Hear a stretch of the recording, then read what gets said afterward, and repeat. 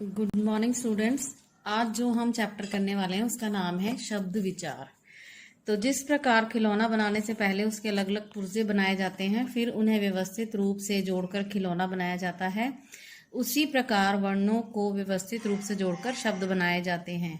इन चित्रों को देखिए और समझिए कि शब्द किस प्रकार। तो यहाँ पे क्या कहते हैं कि जिस प्रकार हम कोई भी खिलौना बनाने लगते हैं, जैसे ये रेलगाड़ी बनानी है तो पहले उसके पुर्जों को जोड़ा जाता है, तो उसी प्रकार जब हमने कोई शब्द बनाना है तो वर्णों को, वर्ण जो हमने पिछले चैप्टर में पढ़ा था, वर्णों को, वर्ण मतलब जो भाषा की सबसे छोटी इकाई, स्वर और व्यंजन, जैसे क ख ग आ ई, ये सब क्या है, वर्ण।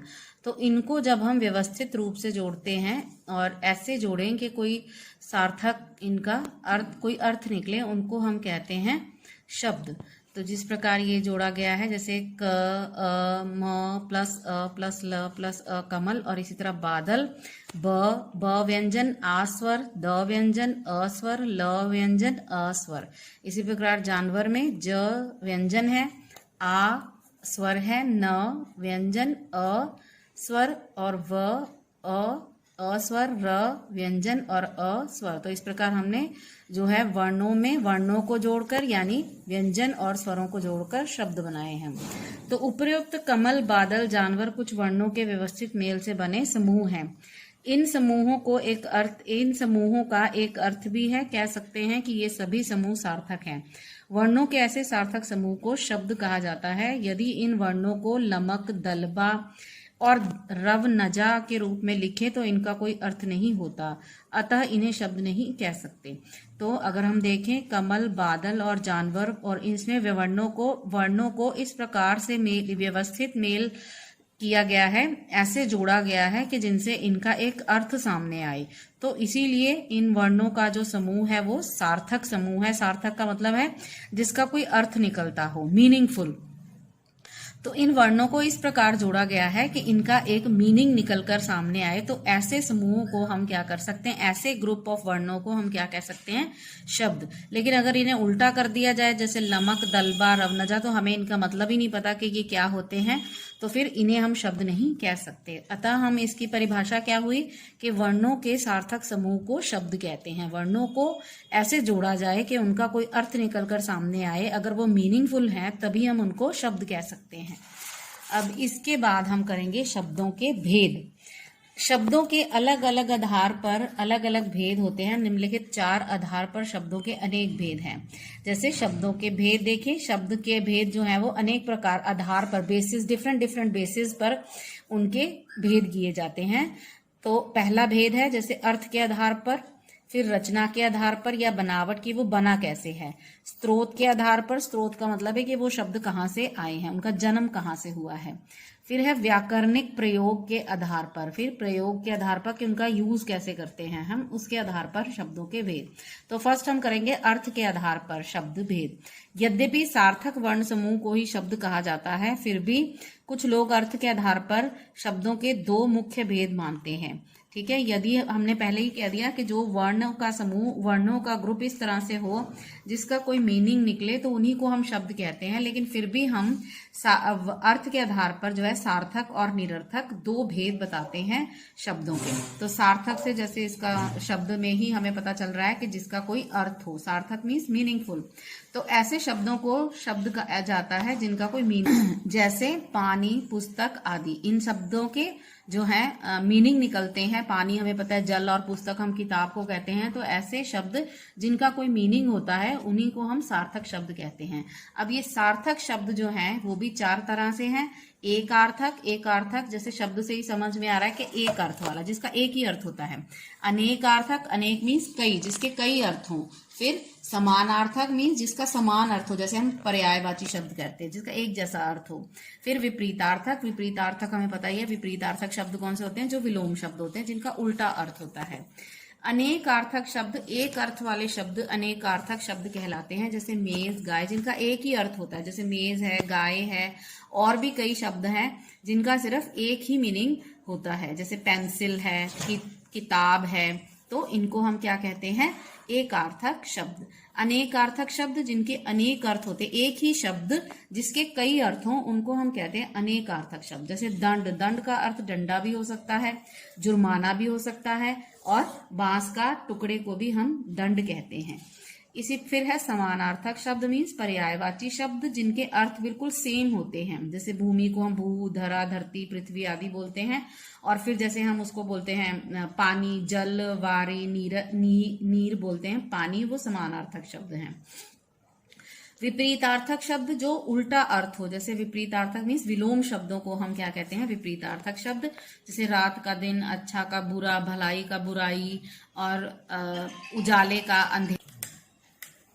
विपरीतार्थक का मतलब है विलोम शब्द वाले अर्थ जिनका उल्टा अर्थ हो, जैसे दिन और रात, अच्छा बुरा, इसी तरह अंधेरा का उजाला।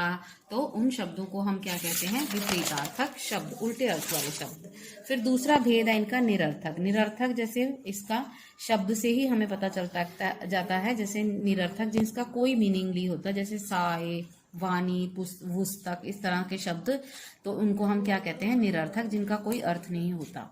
उसके बाद है रचना या बनावट के आधार पर शब्द भेद। रचना मीन्स रचना या बनावट के आधार पर शब्द भेद। रचना का मतलब कि उनके बनावट कैसी है, वे शब्द बने कैसे हैं। मूल या रूढ़ शब्द, यौगिक शब्द और योग रूढ़। सबसे पहले हम लेते हैं मूल या रूढ़ शब्द। मूल शब्द जो होते हैं वो छोटे छोटे शब्द जिनके आगे टुकड़े नहीं हो सकते, तो उनको हम मूल या रूढ़ शब्द कहते हैं। जैसे घर है, इसके हम आगे टुकड़े नहीं कर सकते। मूल या रूढ़ शब्द जिनके टुकड़े नहीं हो सकते, उनको हम क्या कह सकते हैं, इनको मूल। और इनका एक खास अर्थ होता है। जैसे घर है, इसको हम आगे टुकड़ों में नहीं बांट सकते। फल, सड़क, ये छोटे छोटे शब्द हैं जिनके टुकड़े नहीं हो सकते, जिनको हम और डिवाइड नहीं कर सकते, तो इनको हम क्या कहते हैं, मूल या रूढ़ शब्द।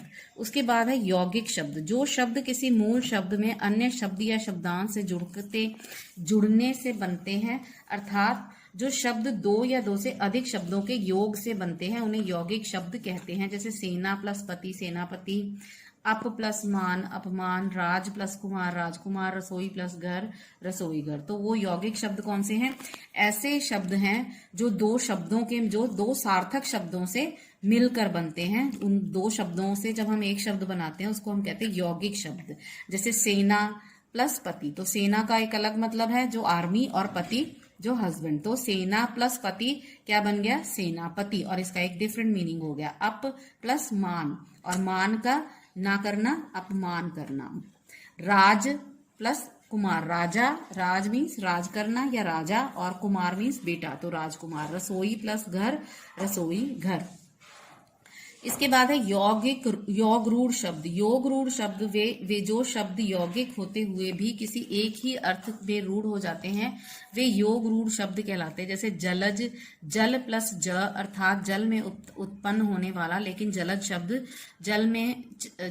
जल में उत्पन्न होने वाली वस्तुओं में से अब मुख्यतः कमल के अर्थ में रूढ़ हो गया। मतलब कि योग रूढ़ शब्द वे शब्द होते तो वो यौगिक शब्द ही हैं, लेकिन उनका एक खास मीनिंग, इनका एक स्पेसिफिक मीनिंग होता है, एक ही मतलब होता है, एक ही अर्थ के लिए यूज होते हैं। जैसे जलज, जलज हम किसको बोलते हैं, कमल के फूल को ही जलज बोलते हैं। इसी तरह नीलकंठ, नीलकंठ बोलते ही नीला प्लस कंठ, तो किसका ध्यान हमारे आता है, शिव जी, तो नीलकंठ हम किनको बोलते हैं, शिव जी के लिए।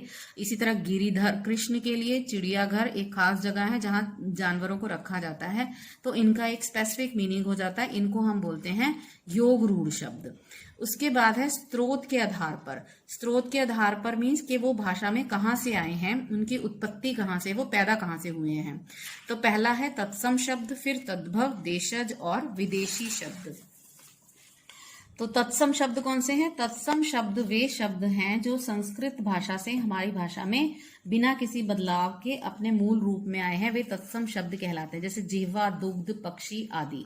तो तत्सम शब्द जो संस्कृत भाषा में से हिंदी भाषा में आए हैं शब्द, उनको हम कहते हैं तत्सम शब्द। जैसे जिह्वा है, दुग्ध है, पक्षी है, और है दंत है, हस्त है, कर आदि। ये शब्द कौन से, तत्सम, जो संस्कृत भाषा से हमारी भाषा में आए हैं। तद्भव शब्द हैं जो संस्कृत से चलते हुए थोड़े बदलाव के साथ हिंदी में आए हैं, जिनका थोड़ा बहुत चेंज हो गया है। जैसे जीवा को हम हिंदी में क्या कहते हैं? जीव। दुग्ध को हम हिंदी में क्या कहते हैं? दूध। और पक्षी को हिंदी में पंछी। तो ये जिह्वा, दुग्ध, पक्षी ये संस्कृत के शब्द हैं, इन्हें हम तत्सम कहेंगे। और जीव, दूध, पंछी ये हिंदी के शब्द हैं, हिंदी में कन्वर्ट हो गए, तो इनको हम कहते हैं तद्भव रूप। इसी प्रकार और शब्द दिए गए हैं जिनमें तत्सम और तद्भव रूप है। जैसे कार्य का मतलब काम, अग्नि आग, मुख मुंह, ये जो एक तरफ तत्सम शब्द दिए गए हैं, दूसरी तरफ तद्भव शब्द दिए गए। फिर है दुग्ध का दूध, दधी दही, आम्र आम, शिर सिर, उष्ट्र ऊंट, सत्य सच, सांप सर्प, सांप और सर्प। पर इसमें ये है सर्प जो है वो तत्सम शब्द है, ये उल्टा लिख दिया गया। सांप हिंदी तद्भव में आएगा, सर्प तत्सम में आएगा। धूम से धुआं, क्षीर से खीर, दश से दश। देशज शब्द जो शब्द देश के विभिन्न प्रदेशों में प्रचलित आम बोलचाल की भाषा से हिंदी में आए वे देशज।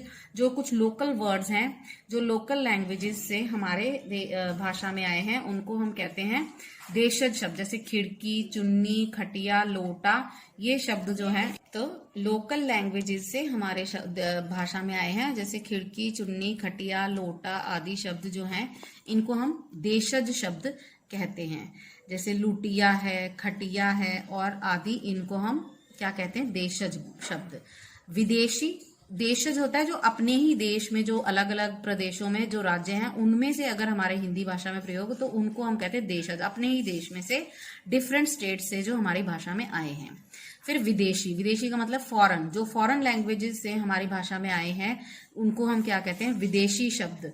जैसे पेन, कार, कुछ इंग्लिश के शब्द हैं जैसे पेन, कार, बैंक, डॉक्टर, इनको हम एज इट इज यूज करते हैं लेकिन है ये अंग्रेजी भाषा के शब्द, ठीक है? तो उनको हम कहते हैं विदेशी। जो विदेशी भाषाओं से हमारी भाषा में आए हैं उनको हम विदेशी शब्द कहते हैं।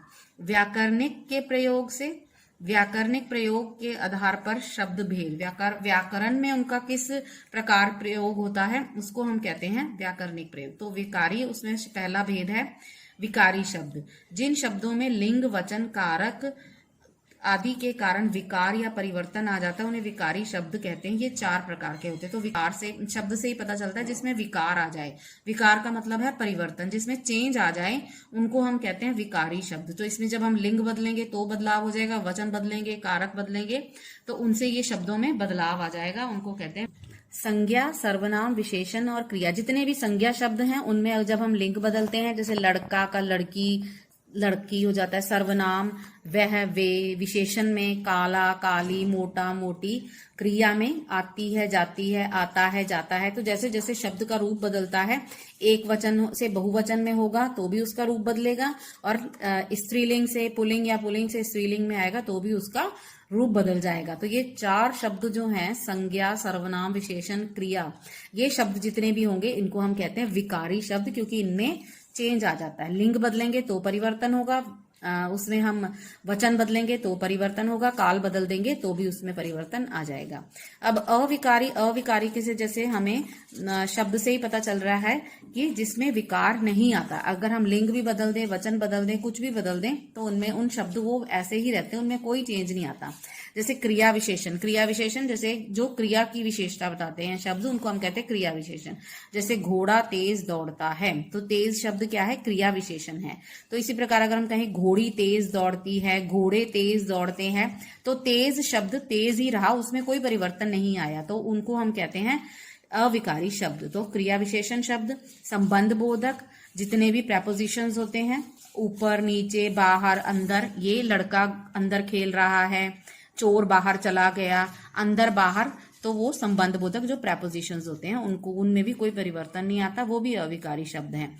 उसी प्रकार है समुच्चय बोधक शब्द जो होते हैं, वो भी समुच्चय बोधक शब्द जो दो सेंटेंसेस या 2 वाक्यांश को जोड़ने का काम करते हैं उनको हम कहते हैं समुच्चय बोधक शब्द। जैसे और, अथवा, क्योंकि, किंतु, परंतु, ये वाले शब्द हैं समुच्चय बोधक। तो इसमें भी अगर हम लिंग बदल दें, जैसे लड़की बीमार थी इसलिए वह स्कूल नहीं आई, लड़का बीमार था इसलिए वह स्कूल नहीं, इसलिए का इसलिए ही रहा, तो उसमें कोई परिवर्तन नहीं आया, उसको हम कहते हैं अविकारी शब्द।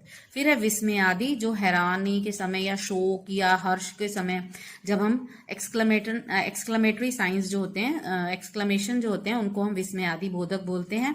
तो इनमें भी कोई परिवर्तन नहीं। आहा, तुम, हम मैच जीत गए, आहा वो हार गए, ठीक है, ओह वो लड़की गिर गई, उसके चोट लगी। तो इस प्रकार विस्मय आदि शब्दों में भी कोई परिवर्तन नहीं आता। तो आज इस लेसन में हमने क्या सीखा, तो हम उसको शॉर्ट में कर देंगे थोड़ा सा जल्दी जल्दी।